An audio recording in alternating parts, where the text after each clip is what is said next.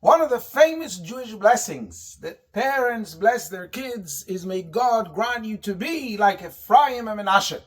And the question is, if Ephriam is the younger child, why is he mentioned before Menashe, who's the older child? Well, this boils down to a dispute, a story that happens in this week's parasha, Parashat Vayechi. Yosef takes his two sons to be blessed by their grandfather Yaakov, and he positions Menashe, who's the older boy, in front of Yaakov's right hand, because right signifies importance.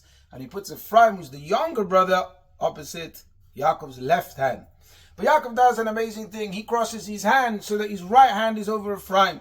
Yosef tries to interfere, and he says to his father, it's wrong. But Yaakov is not having any of it, and he says, no, I know Ephraim's younger, but he gets the important right hand. What exactly are they debating? Why are they having this argument? And I always explain, because if you look and you understand the word Ephraim, Menashe, everything makes sense. And no, it doesn't make sense, but rather explains disputes that we have till today. Yosef called his son Menashe, the firstborn, because Menashe means to remember where you come from. He remembers his father's home, he remembers his past, he remembers his tzuras, his problems, what made him the person he is today. Ephraim, on the other hand, means to be fruitful. It means to produce. Yosef is talking about his success. Now, which one comes first? Which one should have the right hand importance? Yosef believes Menashe, because if you don't know where you come from, you don't know where you're going. You have to be connected to your past in order to achieve and make a future. But Yaakov disagrees, and Yaakov says, of course you have to remember your past, of course you have to know where you come from. But the focus, the right hand, needs to be on the future. We are Jews that don't survive, we're Jews that thrive. It's all about creating, making, building, doing. That's the focus. With remembering your past as a smaller thing to remember. This debate continues till today. You have Jews, when it comes to Remembrance Day, when it comes to memorials, whoa, they thrive, they jump, they're going, they're excited, they put on their coat, I'm going to the memorial. But when it comes to the future, to children, to schools, to activities, they shy away. On the other hand, you have other people that their focus is about creating and doing, and they put less significance on the past. Indeed, they're both important. By the way, this is why this week's parasha we say the words chazak, chazak v'nitchazek 3 times. Where does it come from? Why are we repeating? I always explain. Chazak, the first time, is told to Yoshua to remember, be strong about receiving the Torah, our past, where we come from.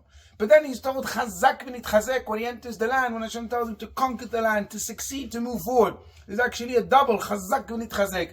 And we mentioned chazak and nitchazek to remind us we need the past, we need the future, and one strengthens the other. The first chazak, the second chazak, v'nitchazek, together even stronger.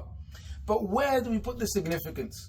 And the Lubavitcher Rebbe was a rabbi who taught us that we need to put our focus on moving forward, on creating, on establishing new centers, on bringing life, vitality, and energy to people. Obviously, all the time remembering our past. But the focus is the future. Habeni yakirli Ephraim, we say in the High Holiday Liturgy. What is precious to Hashem is Ephraim, being fruitful and achieving by creating. And then we can have, as this week's parasha is Vayechi, we can have life. By focusing on moving forward, that's how we live, that's how we create, that's how we have vitality. So let's take this message to heart. Remember, we need to have the past at the background all the time. We have to know where we come from. But our focus, our right hand, is Ephraim, is creating, is making and doing. And together, Bezrat Hashem, we will create the best possible outcome, which is the coming of Mashiach, when we'll have true Vayechi, the life, the resurrection of the dead, of everyone coming together in the third temple, speedily in our days. Amen. Shabbat Shalom.